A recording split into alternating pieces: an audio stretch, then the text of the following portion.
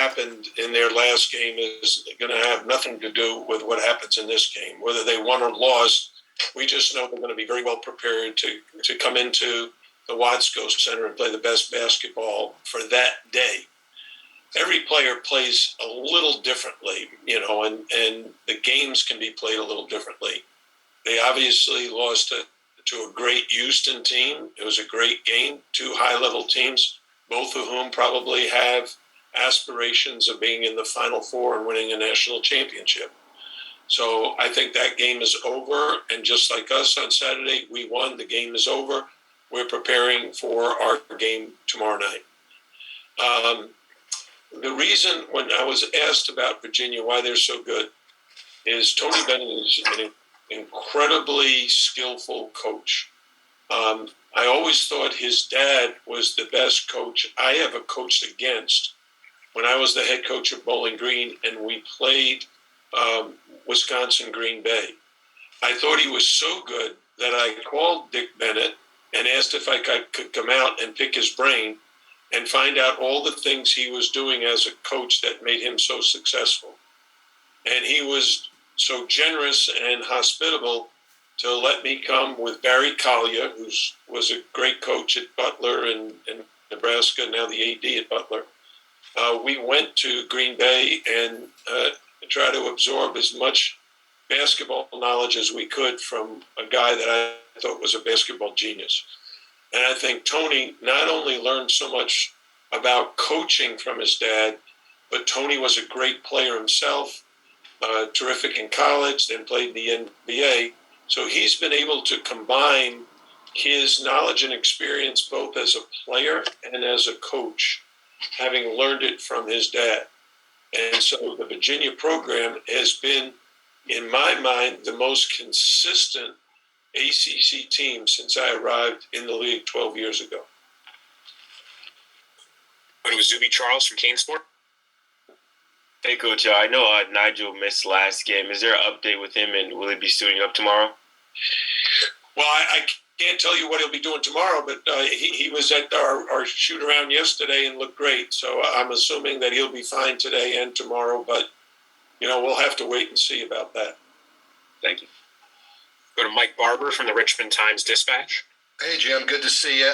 You were talking to Michelle about Virginia and then that Houston game. I think Houston had 17 assists on their 25 made baskets.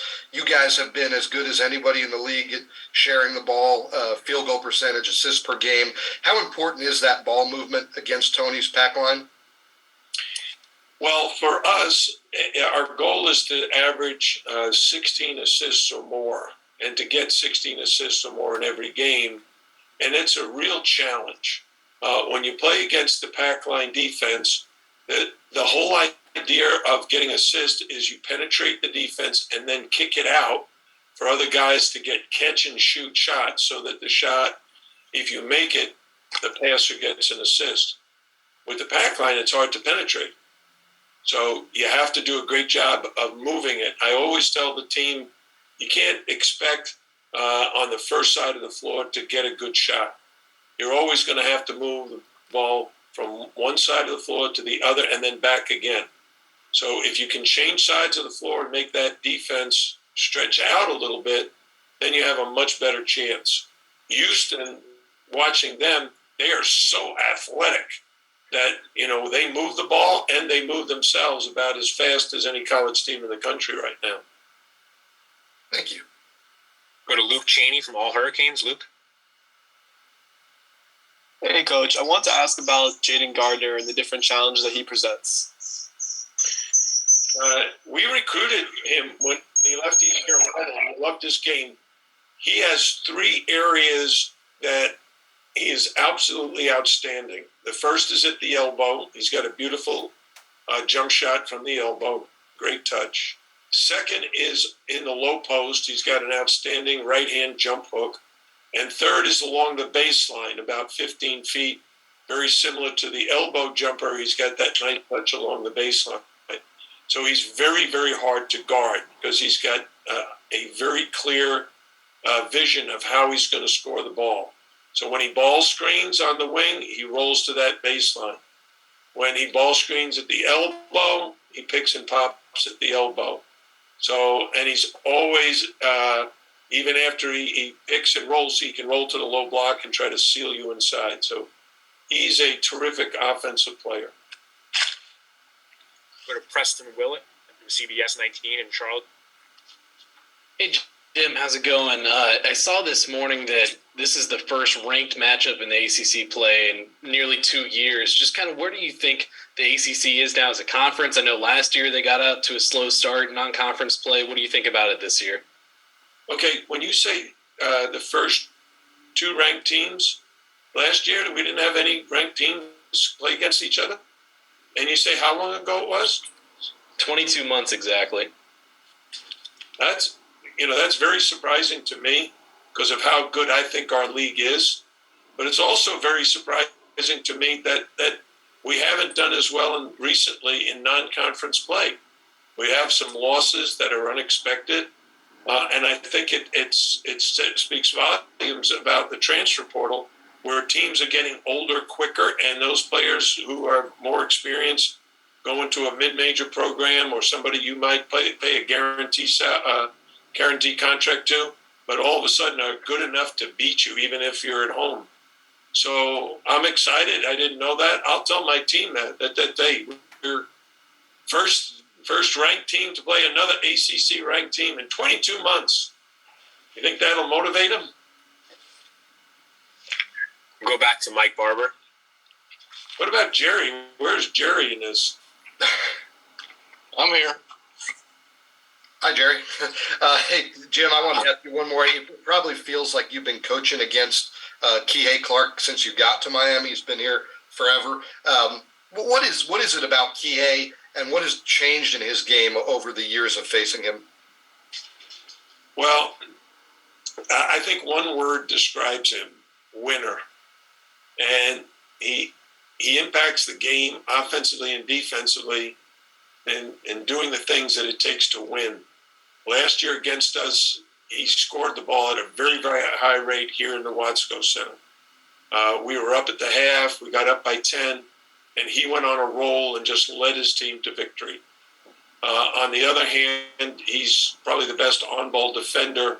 He or his partner, Reese Beekman, are 2 of the best on-ball defenders, not only in the ACC, but in the country. So in terms of Kihei Clark, he's a handful for anybody. Thank you. See you tomorrow. Go to Jerry Ratcliffe. Hey, Jim. Hey, Jerry, I could see your smiley face, but you haven't asked any questions yet. I was wondering, it's good to see you too.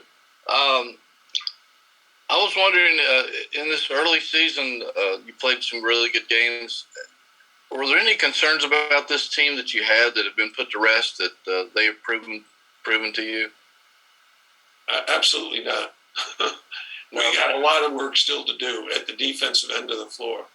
I think we've done some really good things. Our 2 transfers have adjusted very well to our offense, and they're contributing offensively in many different ways. Our returners are doing a really good job. In our last game, Wooga Poplar had 20 points, career high. Bensley Joseph had 14, again, a career high. They're doing better defensively themselves. But overall, our defense needs to improve. I'm hoping it'll be improved tomorrow night against the Cavaliers. Looks like we got one final hand up, so we'll go back to Azubi Charles to wrap it up. Azubi? Hey, Coach, it's my last question for you. What do you think are going to be the major keys for your Miami team to walk away with the win tomorrow night? Well, I think that the first thing is we're going to have to figure out how to guard these guys because they're a very potent offensive team right now. The 3 perimeter players are outstanding, moving without the ball and then moving with the ball. They can score off the catch or off the bounce. And then their post guys, Gardner is a handful, can score and can produce a lot of points. Cedric is having a great year. Early part of the season, he's been fantastic. And they're bigger than us. And that size is a problem. So you have a guy like Cedric who's probably 4 or 5 inches taller than Norshad Omir. And that size is a factor. So their size and their scoring ability, we're going to have to figure out how to defend them. And then the pack line defense is you got to be very, very patient, but you also got to be aggressive looking for your opportunities to score. So for us to be successful, we're going to have to perhaps play our best game of the early season. All right, Coach, thank you very much for your time. Thank you. Both players in shortly.